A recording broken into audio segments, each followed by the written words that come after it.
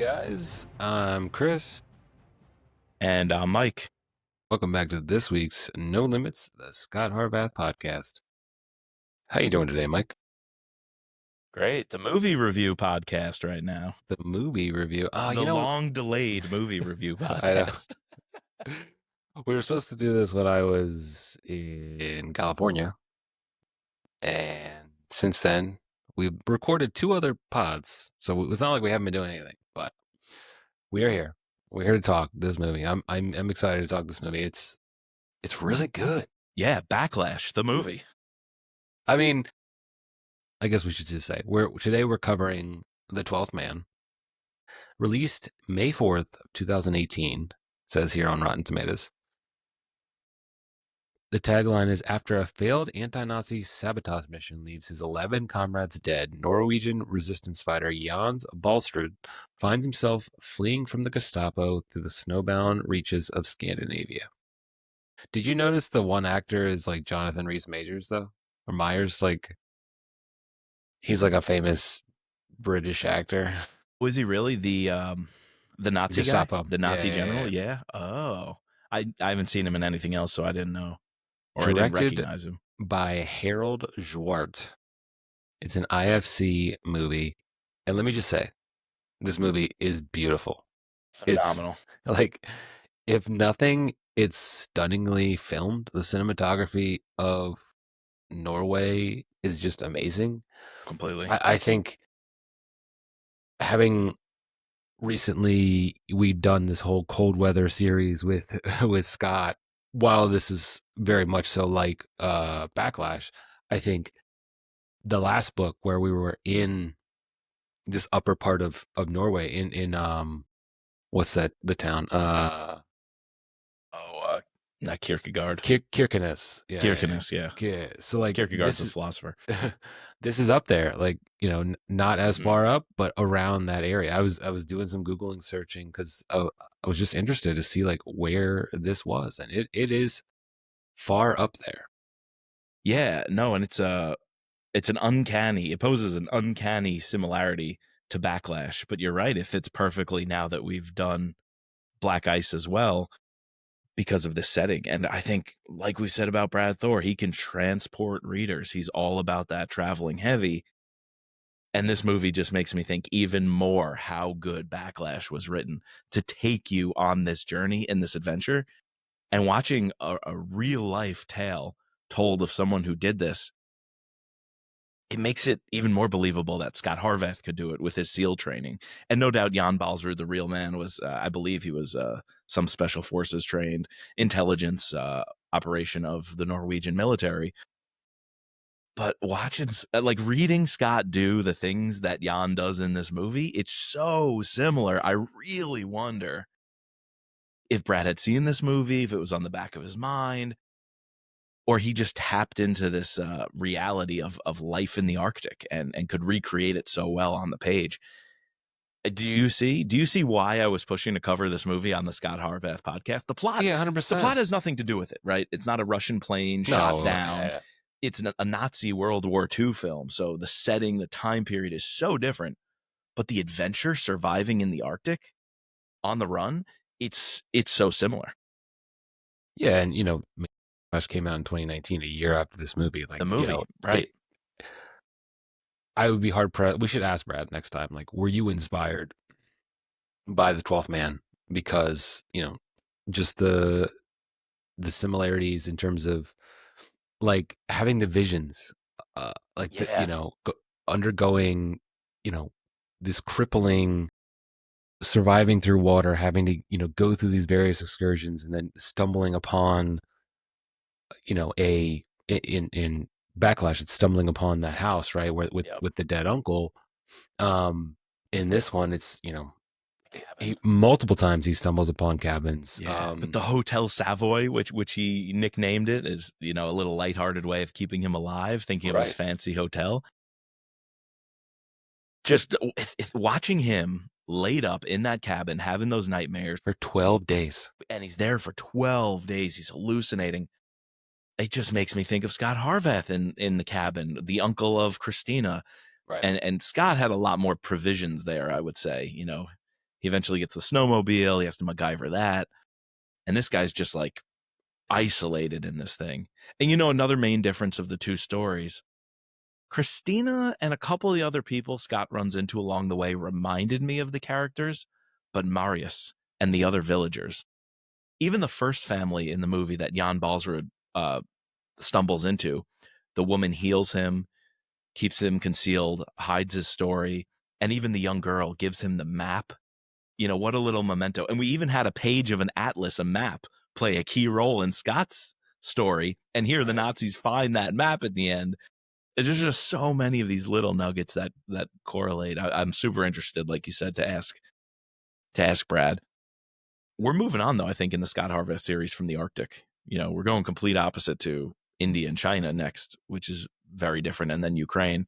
But you're right. I think Brad got the Arctic bug out of him. And now we have Solvi, so there will forever be a connection to Norway with Brad Thor. I wonder if it's his favorite country to visit.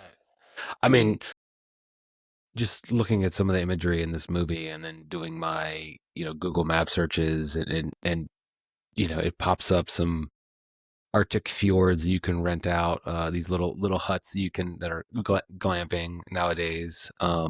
Yeah, we did a great Airbnb on a fjord. It was incredible. Yeah? Where were you? Yeah, in Norway. It was a little town, Arlandsvagen. It was probably 3-4 hours by train away from Bergen. We went across, so we landed in Bergen because it was a cheap flight from New York to Bergen. That was like $200 or something.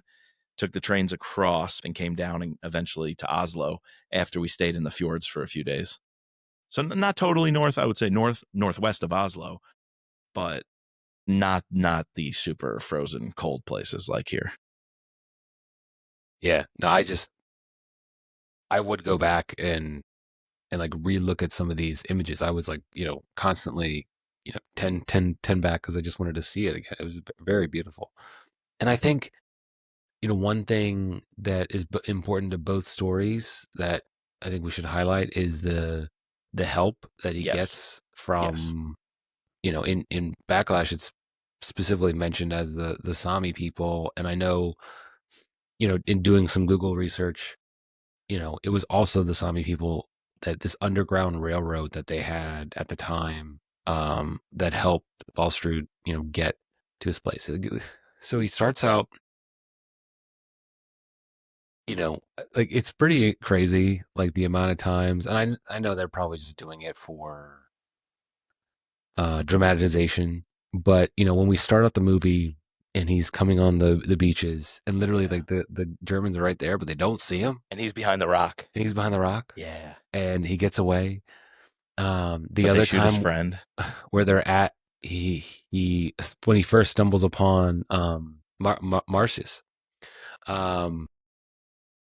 and the German are there, and you can in the background you can like see him like just stumbling, and like they literally don't see him, and then like I know that's all crazy scene when he's stumbling in the background and the villagers see him, but the Nazis don't.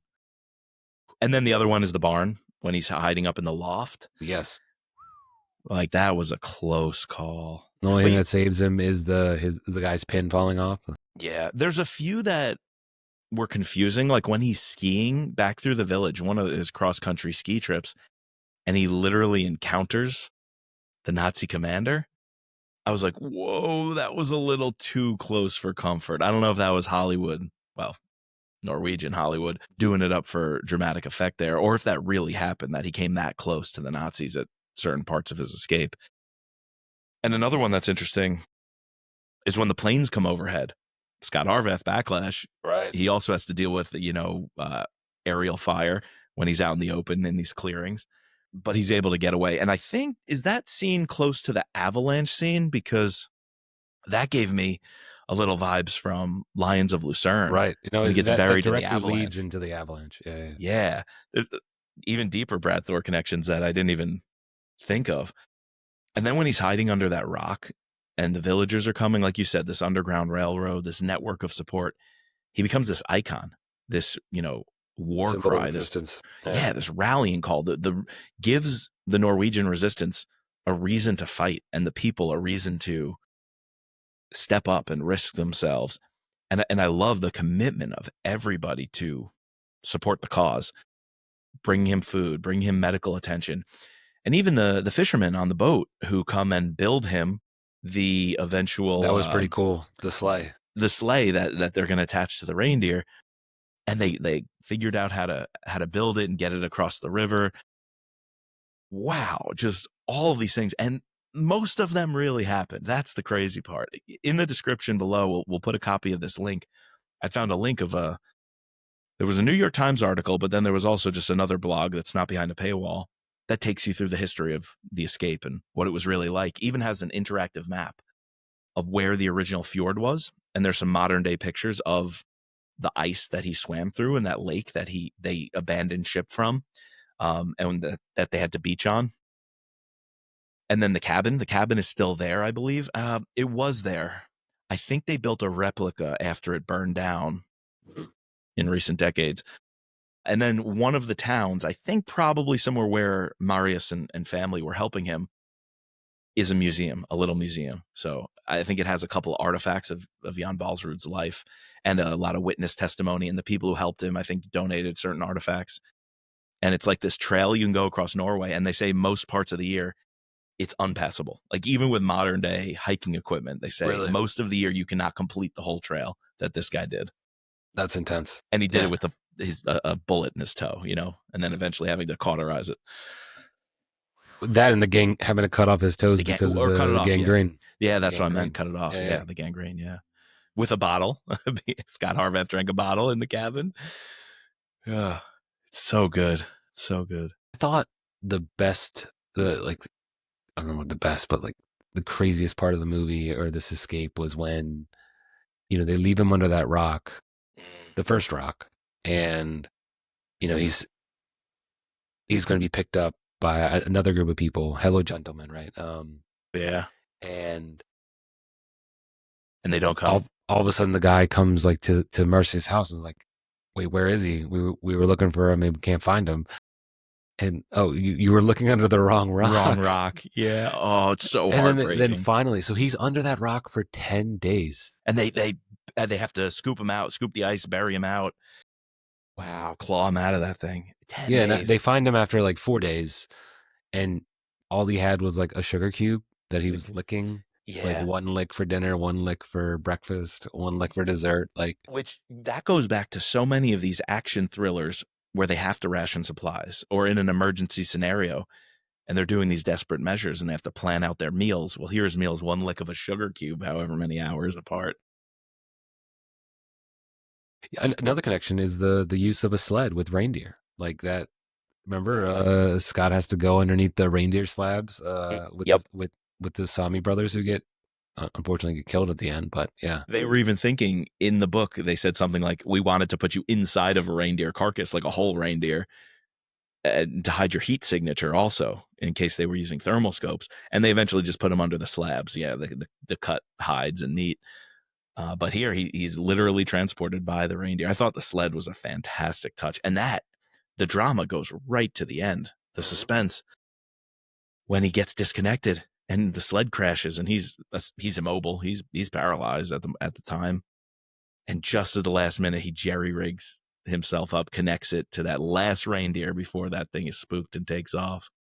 Yeah, the action comes down 10 out of 10 on action suspense for this movie. If we were doing a scorecard, 10 out of 10. In fact, I'm going to go so far to say this is the most underrated World War II movie there is. I had never heard of it until you talked about it. I don't know why. How? I don't know why it wasn't on my radar. I love World War II movies. It's a great, story. This idea of these 12 guys who are trying to, go on the saboteur mission.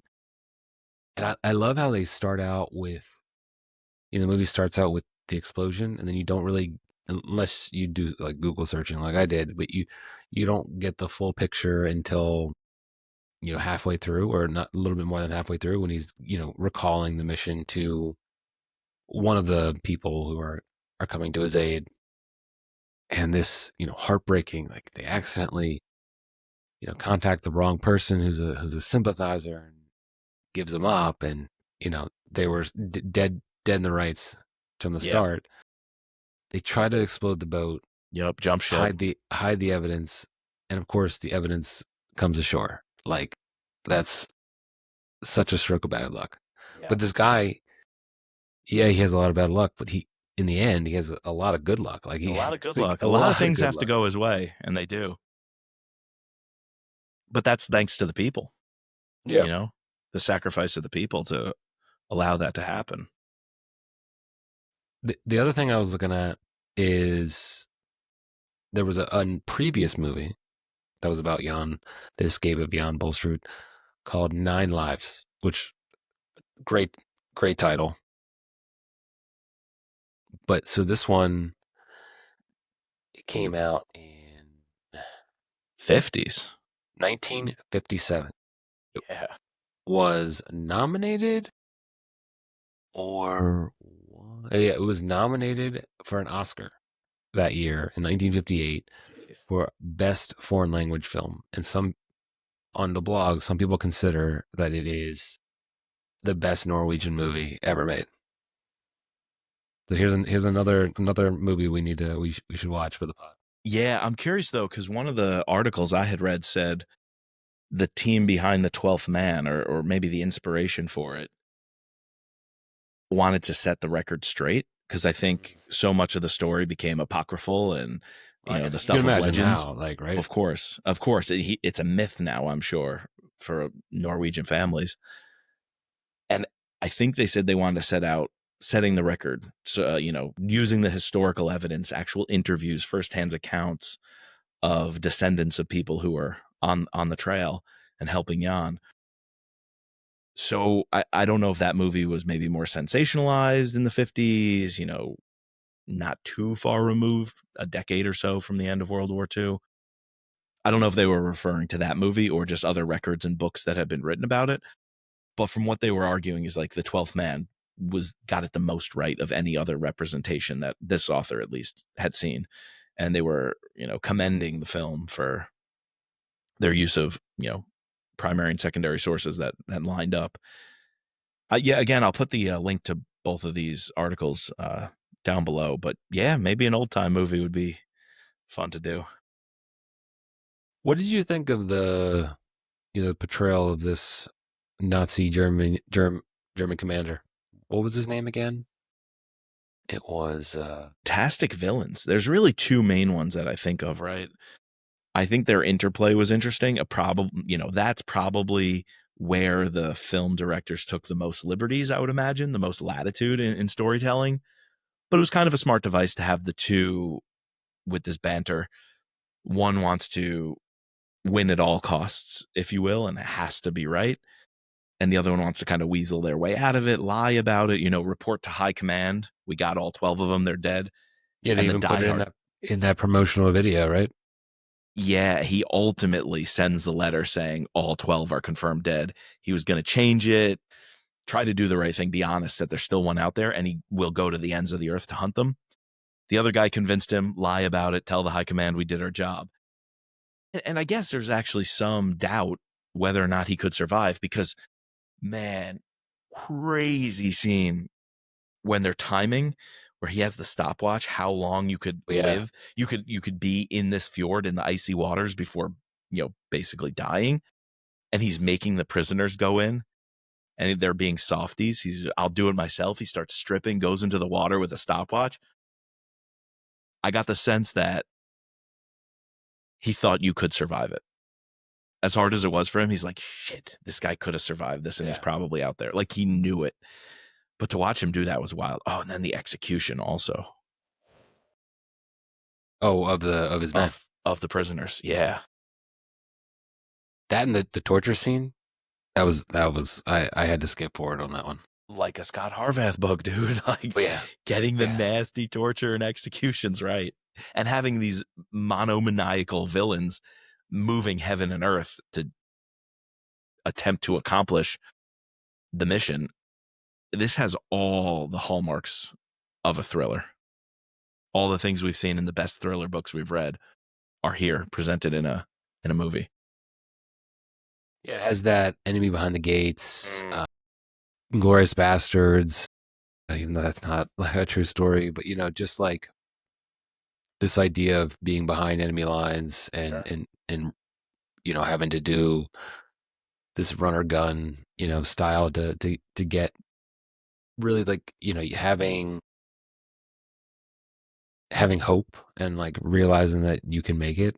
Like that one point where the guy takes his gun from him because he can't promise that he won't use it on himself because they know at this point it's important. He's still alive. He has to get to Sweden. Symbol, like we said, it's a symbol of resistance. It has to happen. Great film, man. Even the opening scene, beaching, is kind of like Saving Private Ryan. It almost felt like a D-Day scene. It's like a D-Day light in this fjord. Is, like you said earlier, great cinematography, excellent storytelling, excellent character building. Even characters you don't see for long, like the first lady he runs into who helps him in the initial village. That doctor, or well, she doctors him up, whether she's a doctor or not. She sets his wounds.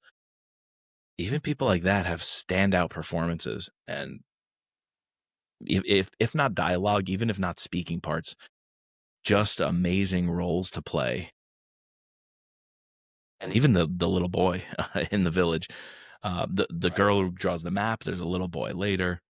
Everyone is just very memorable.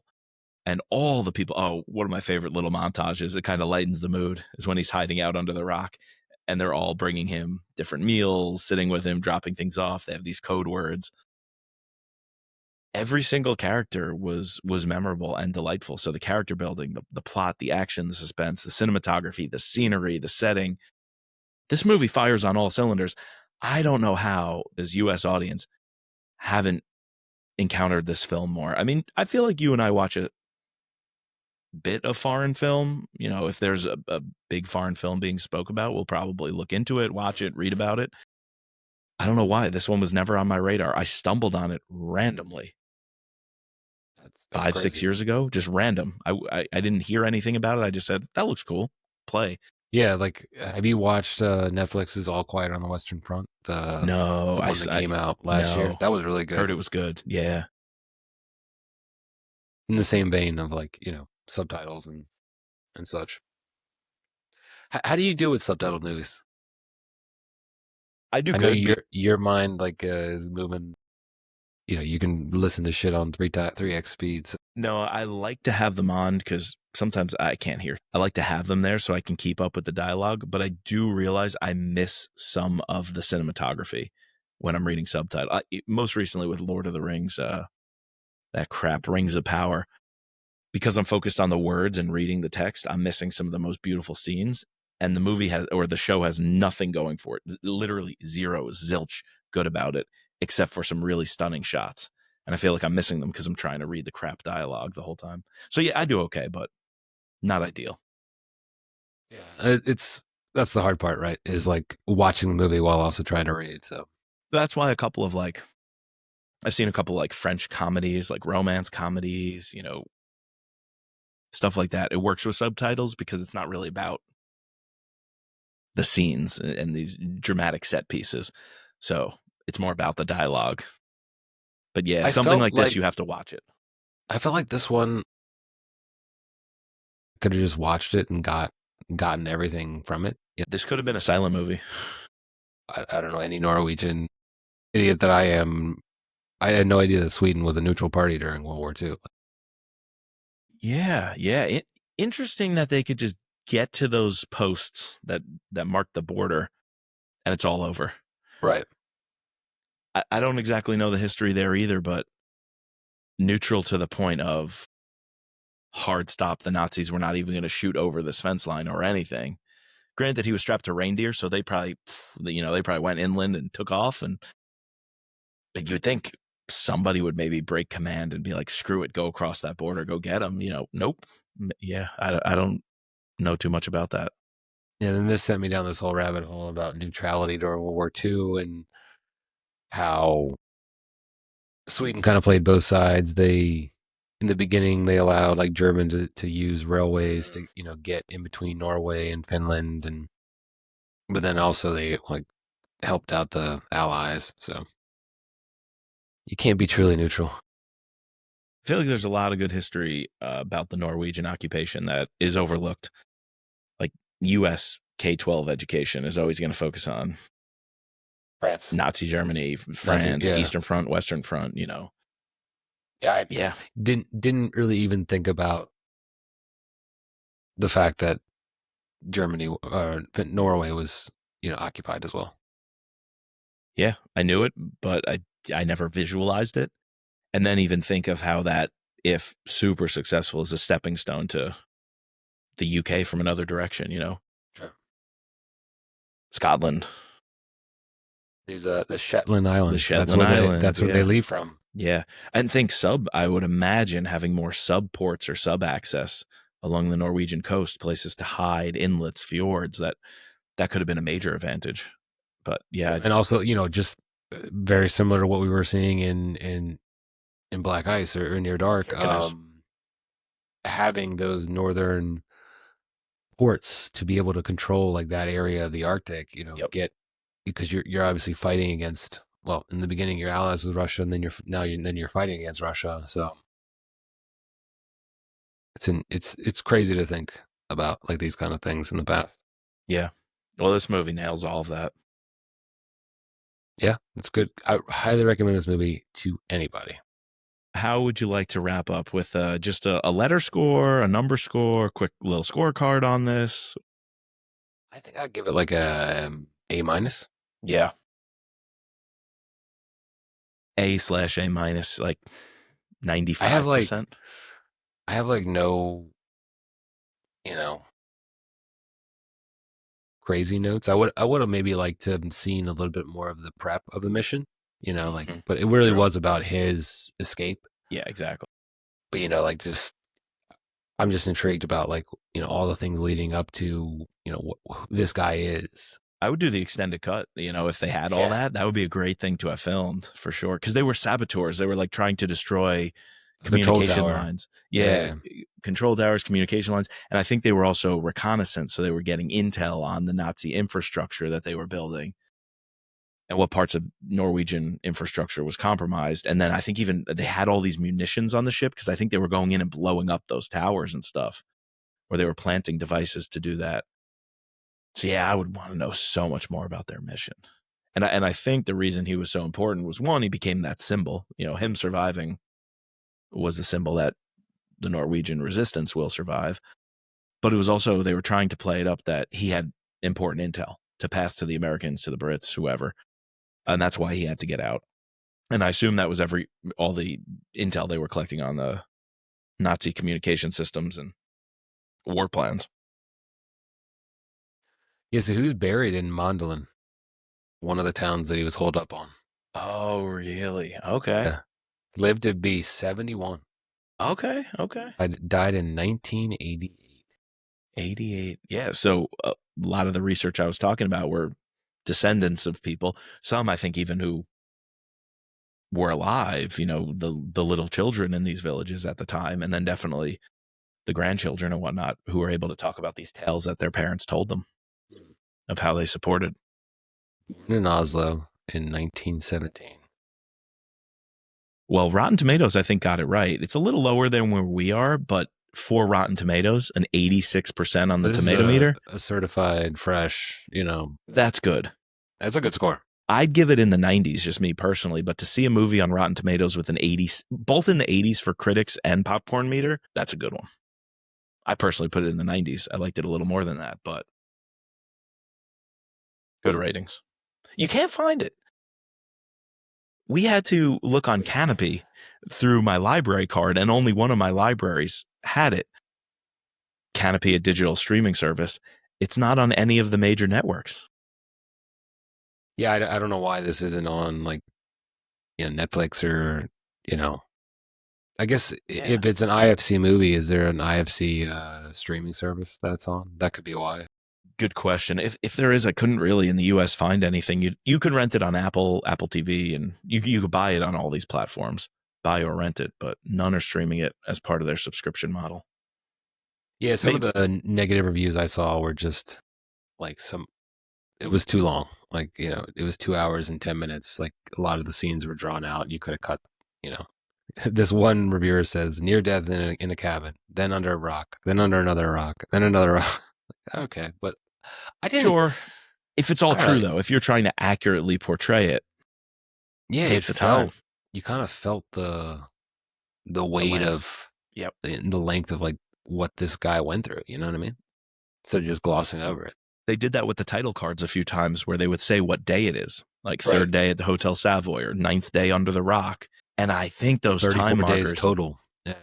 I think those time markers were smart because they're making you feel that length. So I would agree. Some may criticize it, but for me, I like that aspect of it.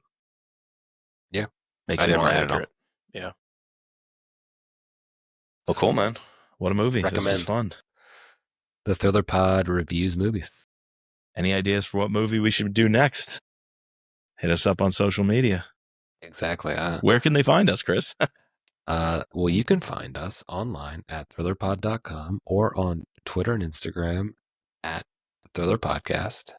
Please subscribe, rate, and review to all 3 seasons. We're going to be wrapping up Scot Harvath. Right after this, we're going to record our Lions of Lucerne revisited. Then we're going to do one more revisited and then a wrap-up episode. And then boom, you're going to have to go over to the Thriller Pod going forward as our main podcast. Might be doing a little bit of rebranding there. Mike is all about this rebranding, so we'll keep you all informed. But in the meantime, we need to thank our patrons, our Deputy Director, Sherry F., our Special Operator, Jason C., our Special Agents, Ben, Daryl, Kevin, George, Matt, Dawn, Peggy, Mark, and Chris.